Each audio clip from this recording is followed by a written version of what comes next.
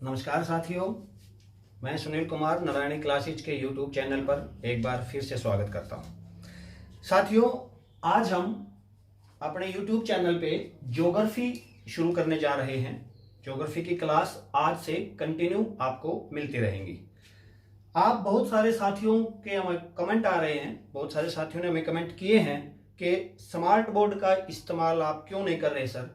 देखिए साथियों, मैं आपको बताना चाहूंगा, जैसे कि आप सभी को पता है लॉकडाउन लगा हुआ है देश के अंदर और उस लॉकडाउन का हम भी पालन कर रहे हैं। स्मार्ट बोर्ड जो है वो हमारे पास हमारे इंस्टीट्यूट में मौजूद है। जैसे ही हमें परमिशन मिलती है 3 मई के बाद, शायद उम्मीद है कि शायद स्टाफ को जाने की परमिशन दे दी जाए इंस्टीट्यूट के अंदर, तो जैसे हमें परमिशन मिलती है पूरी की पूरी वीडियो स्मार्ट बोर्ड के ऊपर, उसके बाद आपको वीडियो स्मार्ट बोर्ड पर देखने को मिलेंगी। और स्मार्ट बोर्ड पर जब हम ज्योग्राफी पढ़ेंगे तो बिल्कुल एक एक कंसेप्ट, एक एक इमेज आपके दिमाग के अंदर छप जाएंगी, उसमें फिर आपको कोई दिक्कत नहीं होगी। तो इसलिए थोड़े से समय के लिए हम माफी चाहेंगे। स्मार्ट बोर्ड की सुविधा जो है वो अभी हम आपको प्रोवाइड नहीं करवा पा रहे हैं। साथियों, आज से हम ज्योग्राफी शुरू करेंगे। सबसे पहले इंडियन ज्योग्राफी के बारे में हम बात करेंगे और आज का जो हमारा टॉपिक होगा वो होगा भारत एक परिचय। इंट्रोडक्शन शुरू करेंगे हम इंडिया की, भारत के बारे में कुछ बातें आज हम यहां जानेंगे। ज्योग्राफी की क्लास के अंदर डीपली आपको एक एक टॉपिक की नॉलेज दी जाएगी, बिल्कुल डीप में, बिल्कुल धीरे धीरे हर एक कंसेप्ट आपको क्लियर करवाया जाएगा।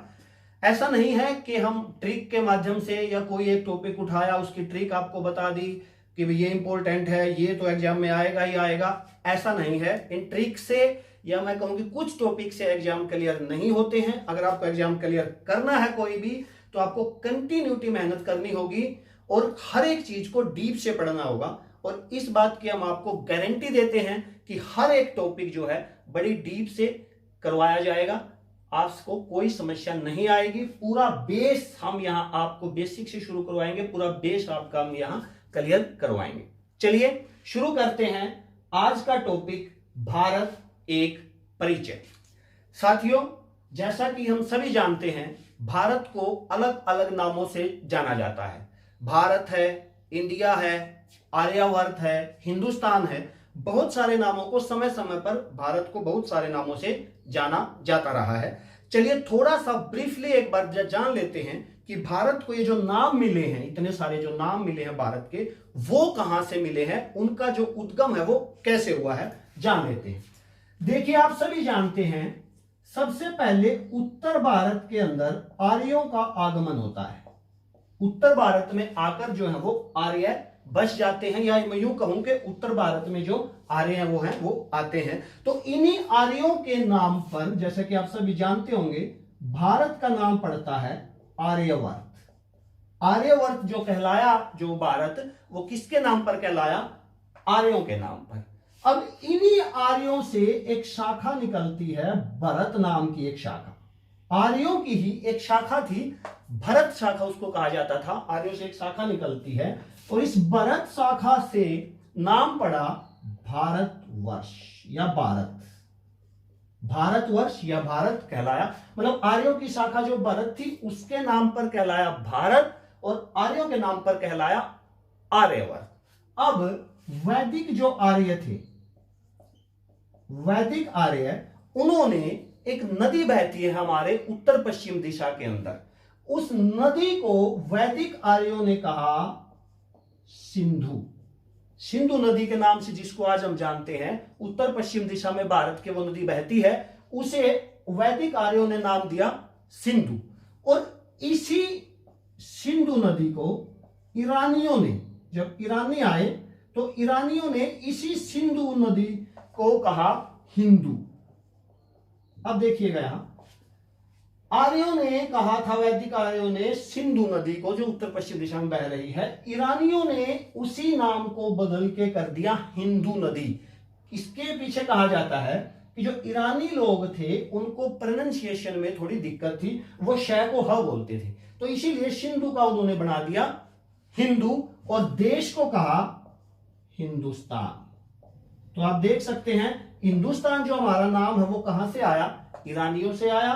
और जो हमारा आर्यवर्त नाम है वो कहां से आया, आर्यों से आया। चलिए अब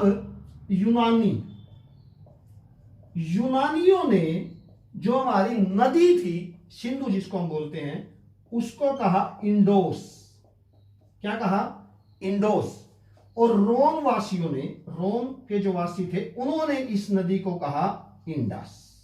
अब यहां ये देखने वाली बात है, वैसे भी हम इंग्लिश में जब सिंधु नदी को बोलते हैं तो इंडस रिवर के नाम से ही जानते हैं।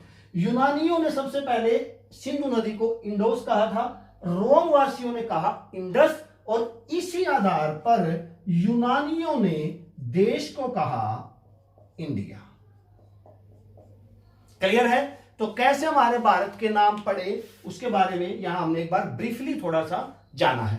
इसके बाद भारत जब आजाद हुआ और हमारा जब संविधान लिखा गया तो यह चर्चा हुई कि किस नाम से देश को जाना जाए। तो आप लोगों ने कॉन्स्टिट्यूएंट पढ़ा होगा, देखा भी होगा, संविधान के अंदर दो नामों को मान्यता मिली। किन किन को? एक इंडिया और एक भारत। संविधान में सबसे पहले यह लिखा गया है कि India that is Bharat is A union of states.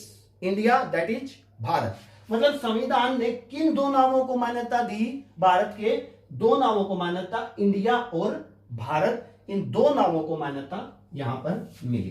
तो ये थोड़ी सी नामों को लेकर थोड़ी सी ब्रीफ हिस्ट्री, थोड़ा सा भारत के नामों के बारे में, कैसे नाम विकसित हुए उसके बारे में हमने यहां थोड़ा सा जाना है। चलिए अब बात करते हैं भारत की आकार एवं स्थिति की। आकार एवं स्थिति, इंडिया के आकार एवं स्थिति की हम बात करते हैं। दोस्तों जैसा कि आप सभी जानते हैं कि वर्तमान के अंदर भारत में 28 राज्य यानी कि 28 राज्य हैं और 8 केंद्र शासित प्रदेश है। अब यहां बात ध्यान देने वाली है, ध्यान दीजिएगा। यह बात आप सभी को पता है कि जम्मू कश्मीर के दो भाग कर दिए गए, एक जम्मू कश्मीर और एक लद्दाख, और दोनों को यूटी बना दिया गया। अब जब जम्मू कश्मीर को यूटी बना दिया गया तो हमारे पास इससे पहले जो राज्यों की जो संख्या थी वो थी 29।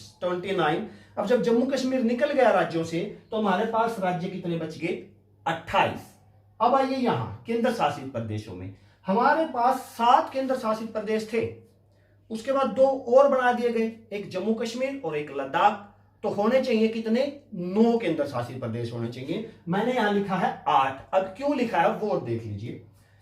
26 जनवरी 2020 को 26 जनवरी 2020 को दमन और दीव और दादर नगर हवेली को मिलाकर एक केंद्र शासित प्रदेश कर दिया गया है। इसीलिए वर्तमान में हमारे पास अब केंद्र शासित प्रदेशों की संख्या हो जाती है 8। तो ये ध्यान रखिएगा, इंपॉर्टेंट क्वेश्चन बन जाता है। राज्य कितने? 28, केंद्र शासित प्रदेश कितने? 8। जम्मू कश्मीर के ऊपर कौन सा आर्टिकल से इनको अलग किया गया? जम्मू कश्मीर के जितने भी डिटेल है, क्योंकि एसएससी में जैसे अभी हाल ही में राज्यपाल पूछ लिया गया था, इस टाइप के क्वेश्चन आने वाले एग्जाम में जम्मू कश्मीर के ऊपर काफी क्वेश्चन आप लोगों से पूछे जाएंगे। जम्मू कश्मीर के ऊपर पॉलिटी की जो हमारी क्लास होगी, अमन सर जो आपकी पॉलिटी की क्लास लेंगे, उसमें जम्मू कश्मीर की पूरी डिटेल आप लोगों के सामने दी जाएगी, पूरी डिटेल आपको करवाई जाएगी। मैं भी जब नेक्स्ट ज्योग्राफी की क्लास होगी तो जम्मू कश्मीर की पूरी ज्योग्राफी आप लोगों को करवाऊंगा।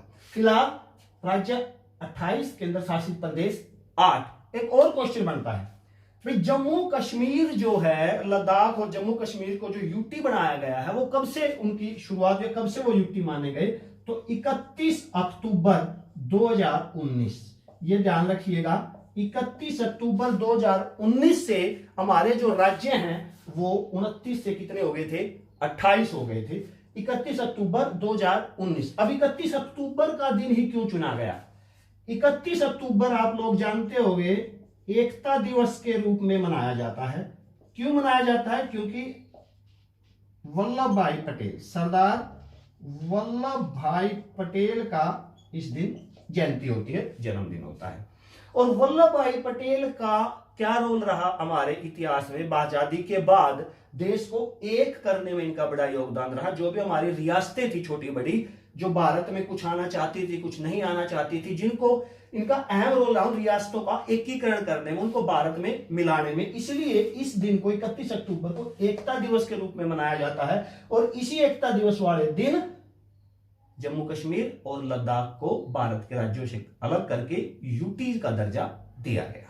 चलिए आगे बढ़ते हैं।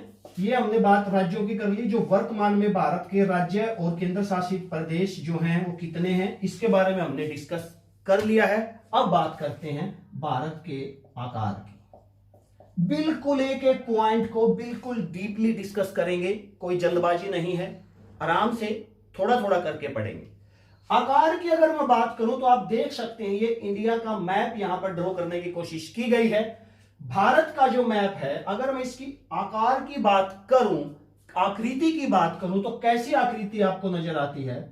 चतुष्कोणीय, चतुष्कोणीय आकृति है इंडिया की। तो ये याद रखिएगा, ये ध्यान रखिएगा। पूछा गया है कई बार कि भारत की जो आकृति है वो किस प्रकार की है, तो भारत की जो आकृति है वो कैसी है? चतुष्कोणीय आकृति है। चलिए आगे बढ़ते हैं।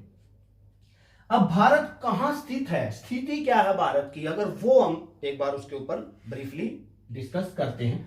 स्थिति अगर आप लोगों से पूछ ली जाए तो जैसा कि आप सभी जानते हैं कि भारत जो है वो एशिया महाद्वीप में पड़ता है। मैं वर्ल्ड की बात थोड़ी देर में करने वाला हूं, पहले हम एशिया की बात करते हैं। एशिया में भारत पड़ता है और एशिया में के भी किस भाग में जी? दक्षिण भाग। कौन से भाग में पड़ता है जी?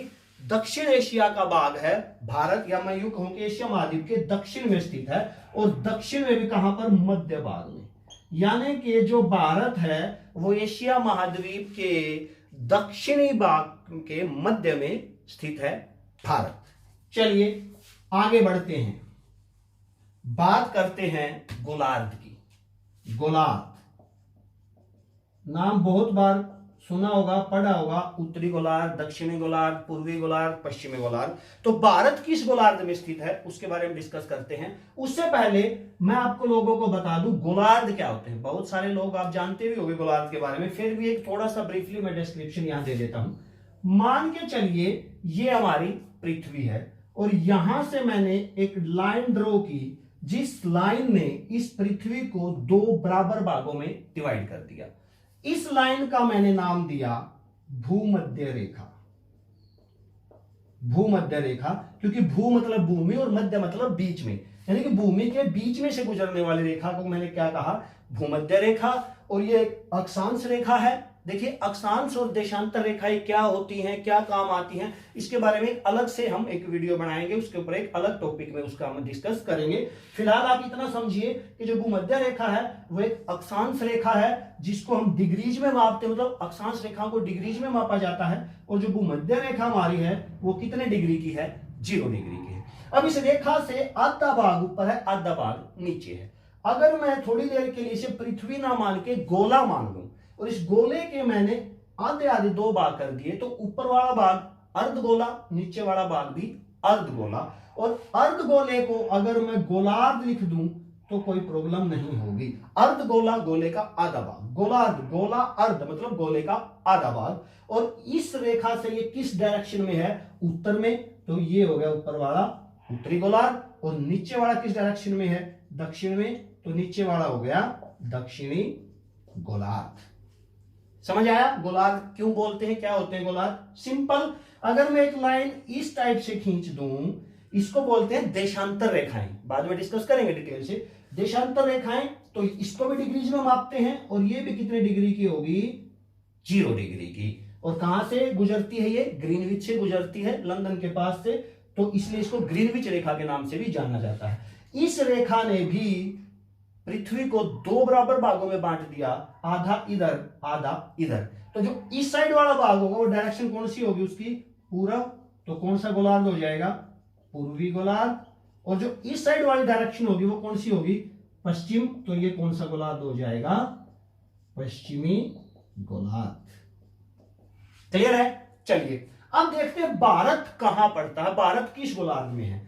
तो भाई अगर आपसे अक्षांशीय पूछ लिया जाए, अक्षांश पूछ लिया जाए, या पूछ लिया जाए कि भाई बताइए उत्तरी या दक्षिणी गोलार्ध में से किस गोलार्ध में भारत है, तो आपका आंसर होगा जी उत्तरी गोलार्ध। यहां मान लीजिए अगर भारत है तो कौन से गोलार्ध में, वो अक्षांशीय विस्तार कौन सा हुआ जी, उत्तरी गोलार्ध का। और अगर देशांतरीय पूछ लिया जाए तो कौन सा गोलार्ध हो जाएगा, पूर्वी गोलार्ध। तो इसका मतलब ब्रीफली भारत जो है वो किस वर्ल्ड के या ग्लोब के मैं कहूं या पृथ्वी के मैं कहूं किस दिशा में पड़ता है या कहां पड़ता है, तो जी पड़ता है उत्तर पूर्व में। क्लियर, उत्तर पूर्व में जो है वो भारत पड़ता है दुनिया के नक्शे पर या पृथ्वी के नक्शे पर या ग्लोब पर उत्तर पूर्व में पड़ता है। गोलार्ध पूछ ले जाए जी उत्तरी गोलार्ध, और देशांतरियों में गोलार्ध पूछ ले जाए तो जी पूर्वी गोलार्ध में ये पड़ता है। क्लियर है, चलिए आगे डिस्कस करते हैं गोलार्ध के बाद। अब भारत के कुछ पॉइंट्स हैं। पॉइंट्स का मतलब कि भाई अक्षांशीय विस्तार कितना है और देशांतरीय विस्तार कितना है, वो एक बार हम डिस्कस कर लेते हैं। अक्षांश और देशांतरीय रेखाओं का जो यूज है वो किसी भी स्थान की, किसी भी देश की स्थिति पता करने के लिए किया जाता है। भारत की अगर स्थिति हमें पता करनी है वर्ल्ड मैप पर, तो हमें उसके लिए भारत के अक्षांश और देशांतरीय का हमें पता होना चाहिए। तो देखते हैं भारत का अक्षांशीय और देशांतरीय विस्तार कितना है। अगर मैं भारत के अक्षांशीय विस्तार की बात करूं, अक्षांशीय विस्तार, तो भाई भारत जो है वो 8 डिग्री 4 मिनट उत्तरी अक्षांश से लेकर, अब यहां ये ध्यान दीजिएगा एक बात, देखिए अक्षांश उत्तर में भी होती हैं और दक्षिण में भी होती हैं। अगर मैं यहां उत्तर ना लिखा कोई भी, सिर्फ 8 डिग्री 4 मिनट अक्षांश लिख दे, तो फिर कंफ्यूजन क्रिएट हो जाएगी जी उत्तरी गोलार्ध की बात कर रहा है या दक्षिणी गोलार्ध की बात कर रहा है। इसलिए आपको हमेशा अक्षांश और देशांतर रेखाओं के साथ उत्तरी या दक्षिणी और देशांतर के साथ पूर्वी या पश्चिमी लिखा मिलेगा। भारत की अगर मैं बात कर रहा हूं जी 8 डिग्री 4 मिनट उत्तरी अक्षांश से लेकर 37 डिग्री 6 मिनट उत्तरी अक्षांश, यानी कि भारत का जो अक्षांशीय विस्तार है वो 8 डिग्री 4 मिनट उत्तरी अक्षांश से लेकर 37 डिग्री 6 मिनट उत्तरी अक्षांश तक है। चलिए एक बार थोड़ा सा मैप पे इसको देख लेते हैं। मैंने कहा 8 डिग्री 4 मिनट उत्तरी अक्षांश से लेकर, यानी कि भारत का जो ये वाला जो बिंदु होगा वो होगा 8 डिग्री 4 मिनट का, और ये वाला जो बिंदु होगा वो होगा 37 डिग्री 6 मिनट का। मतलब भाई भारत की जो मुख्य भूमि है वो 8 डिग्री 4 मिनट से शुरू होती है और 37 डिग्री 6 मिनट तक चलती है, यानी कि दोनों अक्षांशीय रेखाओं के बीच में भारत मौजूद है। अगर आप 8 डिग्री 3 मिनट की रेखा देखेंगे तो वो भारत की मुख्य भूमि से नहीं गुजरेगी, और यदि आप 37 डिग्री 7 मिनट की रेखा देखोगे वो भी भारत की मुख्य भूमि से नहीं गुजरेगी। तो मतलब भारत का जो उत्तरी अक्षांश है वो 8 डिग्री 4 मिनट से लेकर 37 डिग्री 6 मिनट तक का है। चलिए, लेकिन ये जो विस्तार है ये सिर्फ मुख्य भूमि का है। मुख्य भूमि से मेरा मतलब यहां की जो मेन भूमि है हमारी, इसके अलावा हमारे पास इधर लक्षद्वीप आ जाते हैं और इधर अंडमान निकोबार द्वीप समूह आ जाते हैं। अगर हम इनको भी डिस्कस करें तो हमारा ये विस्तार थोड़ा सा और नीचे चला जाएगा, उसके बारे में अभी थोड़ी देर में डिस्कस करते हैं। पहले अब जानते हैं कि जब हमारा विस्तार 8/4 से 37/6 तक है तो भारत के जो बिंदु होंगे, उत्तरी बिंदु और दक्षिणी बिंदु, मतलब भाई ऐसा एक बिंदु जिसके आगे भारत नहीं है, भारत समाप्त हो जाता, भारत की सीमा समाप्त हो जाती है, और दक्षिण में भी एक ऐसा बिंदु जिसके बाद भारत नहीं है, भारत की सीमा समाप्त हो जाती है। मतलब बिल्कुल नॉर्दर्न पॉइंट, मतलब सबसे उत्तरी बिंदु कौन सा है भारत का और सबसे दक्षिणी बिंदु कौन सा है भारत का, इस बारे में यदि हम डिस्कस करें तो सबसे पहले मैं बात करता हूं भारत के उत्तरी बिंदु की। देखिए, भारत का जो उत्तरी जो स्टेट होता था हमारा सबसे, वो होता था जम्मू कश्मीर, लेकिन अब वो क्या बन गया है जी, वो अब केंद्र शासित प्रदेश बन गया है। फिर क्या हुआ, बन गया तो पॉइंट तो फिर भी वहीं रहेगा, बिल्कुल रहेगा। तो जी हमारा सबसे जो उत्तरी बिंदु है वो है हमारा इंदिरा कोण। याद रखिएगा, काफी बार क्वेश्चन यहां से पूछा जाता है। सबसे नदरन जो हमारा पॉइंट है, सबसे जो उत्तरी बिंदु है वो कौन सा है? इंदिरा कोल है। और इंदिरा कोल जो हमारा उत्तरी बिंदु कहां पड़ता है जी? वो जम्मू कश्मीर में पड़ता है। फिर आप लोगों से पूछा जा सकता है कि हमारा जो उत्तरी बिंदु है उसका अक्षांशीय विस्तार कितना है, मतलब कितने डिग्री अक्षांश रेखा पर वो मौजूद है। तो भैया अभी हमने देखा सबसे भारत कहां तक मौजूद है? 37 डिग्री 6 मिनट तक मौजूद है। तो इसका मतलब इंदिरा कोल भी कितने डिग्री पे होगा? 37 डिग्री 6 मिनट पे होगा। तो ये पूछ लिया जाए आप लोगों से जी इंदिरा कोल का अक्षांशीय विस्तार कितना है? तो 37 डिग्री 6 मिनट।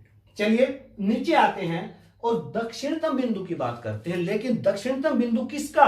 मुख्य भूमि का। जैसा कि मैंने कहा कि अंडमान निकोबार और मौजूद है जो इससे नीचे चला जाता है, उसके बारे में थोड़ी देर में डिस्कस करेंगे। अगर मैं मुख्य भूमि के दक्षिणतम बिंदु की बात करूं तो हमारा जो मुख्य भूमि का जो दक्षिणतम बिंदु है वो होगा यहां, और ये पड़ेगा कन्याकुमारी। कन्याकुमारी के पास में, या मैं कहूंगी बिल्कुल लास्ट का जो हमारा पॉइंट होगा वो होगा केप केमोरिन। क्या नाम होगा? Cap Comorin. ये याद रखिएगा। जनरली हम क्या करते हैं, कन्याकुमारी बोल देते हैं जी, मुख्य भूमि का सबसे दक्षिणी बिंदु कन्याकुमारी है। लेकिन कई बार डीप में क्वेश्चन पूछ लिया जाता है, तो और डीप में अगर आ जाए तो क्या हो जाएगा? केप केमोरिन जो है वो आपका मुख्य भूमि का सबसे दक्षिणतम बिंदु होगा। और कहां पर होगा, अब यहां कंफ्यूजन हो जाती है। बहुत सारे बच्चे जब ये पूछ लिया जाए कि मुख्य भूमि का दक्षिणतम बिंदु केप केमोरिन किस राज्य में है, तो गलती कर देते हैं, केरल कर देते हैं जी। केरल नहीं होगा। किस राज्य में होगा? तमिलनाडु में होगा।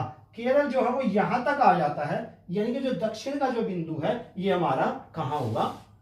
तमिलनाडु में होगा। तो ये थे हमारे उत्तरी बिंदु और दक्षिणी बिंदु।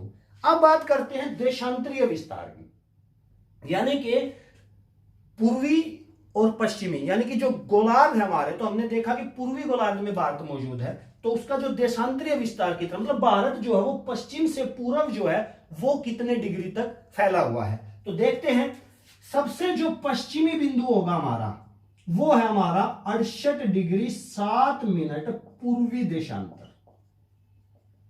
कहां है सबसे पश्चिमी?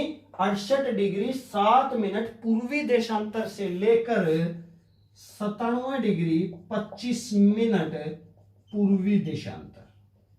अब यहां ध्यान दीजिए, देखिए देशांतर की हम बात कर रहे हैं, देशांतर की बात कर रहे हैं, तो मैंने यहां पूर्वी लिखा है, यहां भी पूर्वी लिखा है। इससे यह साबित हो जाता है कि जो भारत है वो किस गोलार्ध में है?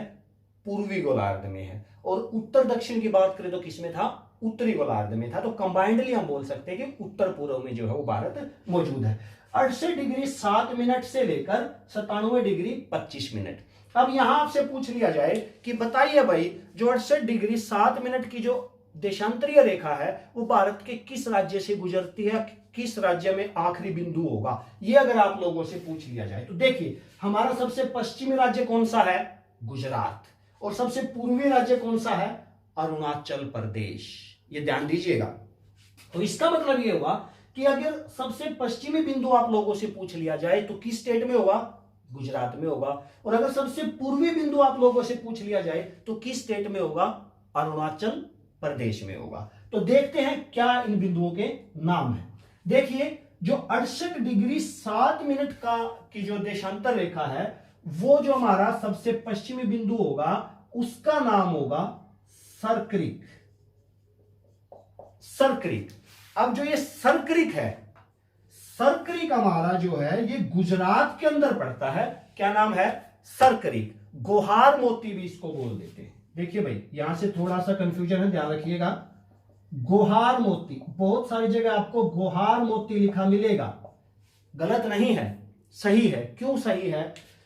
देखिए, जो सरक्रिक है ये गुजरात के, या जो गोहार मोती है, दोनों ही गुजरात के कच्छ जिले के अंदर ये पड़ते हैं। और सरक्रिक जो हमारा बिंदु है ये डिस्प्यूटेड है पाकिस्तान के साथ, मतलब पाकिस्तान इसके ऊपर अपना हक जताता रहता है और भारत अपना हक जताता है, तो मतलब डिस्प्यूटेड है। सरक्रिक, क्रिक का मतलब होता है दलदली भूमि, यानी कि ये जो एक भूमि है कच्छ की, जो एक दलदली भूमि है, सरक्रीक भी एक दलदली भूमि है, क्रीक का मतलब ही दलदली भूमि होता है। तो सरक्रीक कहां है? गुजरात में। किसके पास में है? तो गुहार मोती के पास में है। यदि आपके पास ऑप्शन में गुहार मोती आएगा तो सरक्रीक नहीं मिलेगा, सरक्रीक मिलेगा तो गुहार मोती नहीं मिलेगा। तो ये याद रखना। जिला पूछ लिया जाए तो कच्छ में है, राज्य पूछ लिया जाए तो आपको पता ही है पश्चिमी राज्य कौन सा है, गुजरात में है। चलिए पूर्वी की बात करते हैं। सबको पता है भारत का सबसे पूर्वी राज्य कौन सा है जी? अरुणाचल प्रदेश है। सबसे पहली सूर्य की किरण भारत में किस राज्य में पड़ती है जी? अरुणाचल प्रदेश में पड़ती है। क्यों पड़ती है भाई? सबसे पूर्वी राज्य है और पूर्व से सूर्य निकलता तो सबसे पहली किरण कहां आएगी? अरुणाचल प्रदेश में ही आएगी। और सबसे आखिर में कहां आएगी? गुजरात में आएगी, क्योंकि सबसे पश्चिम का है। तो चलिए 68 डिग्री 7 मिनट हमने देख लिया, ये पॉइंट हो गया सरक्रीक, सबसे पश्चिमी बिंदु। सबसे पूर्वी बिंदु हमने देखा था कि 97 डिग्री 25 मिनट की जो पूर्वी देशांतर रेखा थी वो थी भारत की सबसे पूर्वी देशांतर रेखा। और ये रेखा गुजरती है आपके अरुणाचल प्रदेश, अरुणाचल प्रदेश के किबिथु, किबिथु यहां लिख देता हूं, अरुणाचल प्रदेश के किबिथु। किबिथु जो है ये एक पॉइंट है, बिंदु है। कहां पर? अरुणाचल प्रदेश में। यहां पर भी कई बार आपको वालांगू लिखा मिल जाता है, या किसी बुक के अंदर वालांगू दे रखा होगा। जो पूर्वी बिंदु है भाई भारत का, वो क्या है जी? वालांगू है। बहुत सारी बुक्स में ये वालांगू लिखा होगा, पढ़ा होगा आप लोगों ने। देखिए क्या है, वालांगू एक टाउन है, ठीक है, और इसी टाउन में एक बिंदु है किबिथु। तो अगर हम बिंदु की बात कर रहे हैं तो किबिथु जो बिंदु है वो भारत का सबसे पूर्वी बिंदु होगा। किस राज्य में होगा? अरुणाचल प्रदेश में होगा। अरुणाचल प्रदेश भारत का सबसे पूर्वी राज्य है। तो क्लियर? ये बातें हमारी उत्तरी बिंदु कर लिया हमने, दक्षिणी बिंदु कर लिया, पूर्वी बिंदु कर लिया, पश्चिमी बिंदु कर लिया। उत्तरी बिंदु कितने डिग्री का है जी? 37.6 का। मेन भूमि का दक्षिणी बिंदु कितना है जी? 8 डिग्री 4 मिनट का। पूर्वी बिंदु कितने डिग्री पे होगा? 97 डिग्री 25 मिनट का। और पश्चिमी बिंदु कितने डिग्री पे होगा? 68 डिग्री 7 मिनट का। ये हमने मुख्य भूमि के चारों बिंदु डिस्कस कर लिए। अब आते हैं भारत के सबसे दक्षिणतम बिंदु पर, जो भारत का सबसे दक्षिण का बिंदु है। अब देखिए भारत का जो सबसे दक्षिण का बिंदु है उस बिंदु का नाम है इंदिरा पॉइंट। अब ये ध्यान दीजिएगा, अगर आप लोगों से पूछ लिया जाए भारत का दक्षिणतम बिंदु कौन सा है तो आपका आंसर होगा इंदिरा पॉइंट। लेकिन अगर आप लोगों से पूछ लिया जाए भारत की मुख्य भूमि का सबसे दक्षिणतम बिंदु कौन सा है तो आपका होगा केप कैमोरिन। क्लियर? चलिए इंदिरा पॉइंट सबसे दक्षिणतम बिंदु माना जाता है पूरे भारत का। और ये इंदिरा पॉइंट जो है ये कहां पड़ता है जी? ये पड़ता है अंडमान एंड निकोबार द्वीप समूह के अंदर। कहां पड़ता है? अंडमान निकोबार द्वीप समूह में है, इंदिरा पॉइंट है। अब पूछ लिया जाता है जी इंदिरा पॉइंट का अक्षांशीय विस्तार बताइए कितना है, तो कितना होगा? 6 डिग्री 45 मिनट। ये आपको ध्यान रखना है। इंदिरा वैसे हमने देखा था कि मुख्य भूमि कहां से शुरू हो रही थी? 8 डिग्री 4 मिनट से। लेकिन इंदिरा पॉइंट की जो अक्षांशीय स्थिति वो कितने डिग्री की है? 6 डिग्री 45 मिनट की। मैंने पहले भी कहा था कि थोड़ा सा नीचे चला जाता है तो 6 डिग्री 45 मिनट इंदिरा पॉइंट शुरू होता है, जो कि अंडमान निकोबार द्वीप समूह में स्थित है। और ये जो हमारा इंदिरा पॉइंट है ये भूमध्य रेखा से, अगर मैं भूमध्य रेखा की बात करूं तो भूमध्य रेखा से 876 किलोमीटर दूर है। भूमध्य रेखा से कितनी डिस्टेंस है इसकी? इंदिरा पॉइंट की 876 किलोमीटर, 876 किलोमीटर ये दूर है। क्लियर? तो 4 पॉइंट हमने चारों डिस्कस कर लिए, उत्तरी बिंदु, दक्षिणी बिंदु, पूर्वी बिंदु और पश्चिमी बिंदु। ये चीजें हम डिस्कस कर चुके हैं। चलिए एक बार डिस्टेंस और देख लेते हैं कि अगर आप लोगों से पूछा जाए कि भारत की उत्तर से दक्षिण में दूरी कितनी है, उत्तर से दक्षिण दिशा में टोटल भारत की दूरी कितनी है, और फिर आप लोगों से पूछ लिया जाए कि पश्चिम से पूर्व दूरी कितनी है। ये दोनों क्वेश्चन काफी बार आते हैं, बिल्कुल बेसिक से क्वेश्चन है। उत्तर से दक्षिण और पश्चिम से पूरब। अगर उत्तर से दक्षिण पूछ लिया जाए तो यह दूरी बनेगी 3214 किलोमीटर। कितनी बनेगी? 3214 किलोमीटर। और अगर पूछ लिया जाए पश्चिम से पूर्व दूरी कितनी, यानी कि गुजरात से लेकर अरुणाचल प्रदेश तक इंडिया की दूरी कितनी है, तो यह बनेगी आप लोगों की 2933 किलोमीटर। क्लियर है? अगर उत्तर से दक्षिण पूछ लिया जाए तो 3214 किलोमीटर, पश्चिम से पूर्व पूछ लिया जाए तो 2933 किलोमीटर। क्लियर? चलिए इसके बाद थोड़ा सा और डिस्कस करते हैं सीमाएं। भारत की मैं इसके बाद सीमाओं की बात करता हूं। अब देखिए दो तरह की सीमाएं भारत को छूती हैं, एक स्थलीय सीमा है और एक जलीय सीमा है, क्योंकि यहां से लेकर ये पूरा सारा जो एरिया है ये हमारे समुद्र टच करता है। यहां पर देख लिया जाए तो बंगाल की खाड़ी है, इधर अरब सागर है, इधर हिंद महासागर है। तो तीन ओर से जो भारत है वो समुद्र से घिरा हुआ है और बाकी जो जमीन है वो स्थलीय सीमा। तो दोनों सीमाओं की हम यहां बात करेंगे। सबसे पहले मैं बात करता हूं स्थलीय सीमा की। अगर मैं टोटल स्थलीय सीमा की बात करूं इंडिया की, तो टोटल स्थलीय सीमा है 15,200 किलोमीटर की। यानी कि मोस्ट इंपोर्टेंट क्वेश्चन है, भारत की स्थलीय सीमा कितनी है? 15,200 किलोमीटर। यानी कि 15,200 किलोमीटर की जो डिस्टेंस है वहां पर भारत को जमीन छूती है, समुद्र नहीं छूता। हाँ, इसके ऊपर एक अलग वीडियो आएगी, अगर अलग मैं बताऊंगा कि भाई भारत के और उसके पड़ोसी राज्य, इसके ऊपर एक अलग से वीडियो डालूंगा। भाई भारत का कौन सा राज्य सबसे ज्यादा छूता है, किन किन राज्यों को छूता है, या कौन सा देश भारत के राज्यों को सबसे ज्यादा छू रहा है, सबसे कम कौन सा छू रहा है, और किन किन राज्यों को छू रहा है, ये सारी चीजें एक अलग वीडियो में डिस्कस करेंगे, जिसका नाम होगा भारत और उसके पड़ोसी राज्य। फिलहाल 15,200 किलोमीटर इसकी स्थलीय सीमा है। चलिए नेक्स्ट बात करते हैं जलीय सीमा की। जलीय सीमा अब यहां इंपॉर्टेंट हो जाता है भाई। जलीय सीमा कैसे इंपॉर्टेंट हो जाता है? दो तरह की हमारी जलीय सीमाएं बनती हैं। कैसे दो तरह की बनती हैं? देखिए, एक तो बनती है मुख्य भूमि की, गुजरात से लेकर और यहां तक चले जाइए आप, तो एक तो बनती है मुख्य भूमि की। अगर मुख्य भूमि की आप लोगों से जलीय सीमा पूछ ली जाए तो आपका आंसर होगा 6100 किलोमीटर। मतलब भारत की मुख्य भूमि के कितने किलोमीटर एरिया को समुद्र छूता है या जलीय सीमा लगती है? तो जी 6100 किलोमीटर। लेकिन अगर कुल भूमि का पूछ लिया जाए, मतलब यदि हम इसके अंदर अंडमान निकोबार और लक्षद्वीप को भी मैं ऐड कर दूं, अंडमान निकोबार और लक्षद्वीप को भी मैं इनके अंदर शामिल कर देता हूं, तो हमारी जो जलीय सीमा है ये हो जाती है 7516.6 किलोमीटर। अब यहां ध्यान दीजिएगा, बहुत सारी बुक्स, किताबें या बहुत सारे अदर जो भी सोर्स हैं यहां तक छोड़ देते हैं 7516 तक, बस जी 7516 किलोमीटर है। HCS का एग्जाम हुआ, उसके अंदर यह क्वेश्चन पूछा गया कि भारत की कुल जलीय सीमा कितनी है।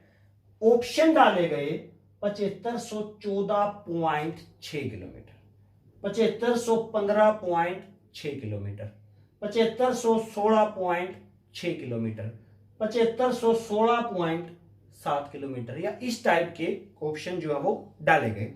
तो बड़ा कंफ्यूजन हो गया कि एक्यूरेट क्या था। तो ध्यान रखिएगा 7516.6 किलोमीटर ही इसका एक्यूरेट आंसर होगा, कुल हमारी जो जलीय सीमा लगती है। क्वेश्चन मुश्किल नहीं होते साथियों, मुश्किल होते हैं ऑप्शन।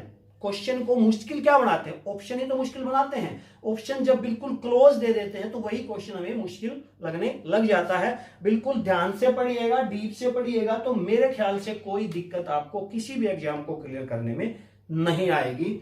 तो जलीय सीमा हमने देखी 7516.6 किलोमीटर की।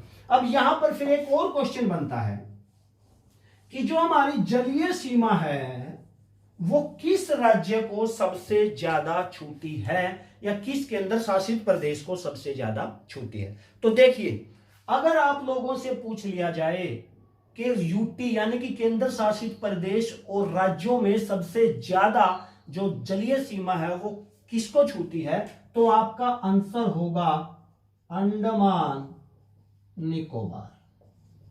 यानी कि अगर राज्य और केंद्र शासित प्रदेश दोनों आप लोगों से पूछ लिए जाते हैं तो आपका आंसर हो जाएगा अंडमान निकोबार द्वीप समूह, क्योंकि आपको पता ही है अंडमान और निकोबार जो द्वीप समूह वो छोटे छोटे द्वीप हैं, उसके अंदर बहुत सारे द्वीपों का एक समूह है, उनको मिलाया गया है और अंडमान निकोबार से उनको जाना जाता है। अब द्वीप के चारों तरफ पानी होता है और जो छोटे छोटे द्वीप आए उनके तरफ चारों तरफ भी आपको पानी देखने को मिलेगा जब द्वीप है, तो इसीलिए अंडमान निकोबार द्वीप समूह की जो जलीय सीमा हो जाती है वो भारत में सभी राज्यों और केंद्र शासित प्रदेशों से ज्यादा हो जाती है। दूसरे नंबर पर आता है गुजरात। गुजरात अगर राज्य पूछ लिया जाए सिर्फ तो गुजरात का हो जाएगा पहला नंबर। सिर्फ राज्यों में पूछ लिया जाए कि राज्यों में सबसे ज्यादा सीमा किसकी लगती है, जलीय सीमा किसकी है, तो गुजरात। लेकिन अगर यूटी भी साथ में ऐड कर दिया जाए तो आपका आंसर हो जाएगा अंडमान निकोबार पहले नंबर पर, दूसरे नंबर पर हो जाएगा गुजरात। तीसरा जो नंबर आएगा वो आएगा आंध्र प्रदेश का। किसका आएगा, आंध्र प्रदेश। चौथा जो नंबर हो जाएगा वो किसका आएगा, तमिलनाडु का। और पांचवा जो नंबर हो जाएगा वो किसका हो जाएगा, महाराष्ट्र का। यानी कि अंडमान निकोबार द्वीप समूह पहला, गुजरात दूसरा, आंध्र प्रदेश तीसरा, तमिलनाडु चौथा और महाराष्ट्र पांचवा। AGATM याद रख सकते हैं आप, AGATM। क्लियर है। वैसे ट्रिक ज्यादा नहीं विश्वास करता मैं इन चीजों में, ट्रिक के माध्यम से आप कुछ समय के लिए चीजों को याद रख सकते हो। और हम चाहते हैं कि आप चीजों को याद ना करें, चीजों को याद नहीं करना, चीजों को समझना है। और जब समझ गए चीजों को तो आपको याद करने की जरूरत ही नहीं पड़ेगी, याद फिर चीजें अपने आप हो जाएंगी। इसलिए चीजों को समझो। क्लियर है। तो ये आज का हमारा टॉपिक इस वीडियो के लिए इतना ही। नेक्स्ट वीडियो में इसी सीरीज को कंटिन्यू, भारत का एक परिचय को आगे नेक्स्ट वीडियो में कंटिन्यू करेंगे। आज के लिए इतना ही दोस्तों। हमारे नारायणी क्लासेस के यूट्यूब चैनल को लाइक जरूर करिए और चैनल को प्लीज सब्सक्राइब करिए। धन्यवाद।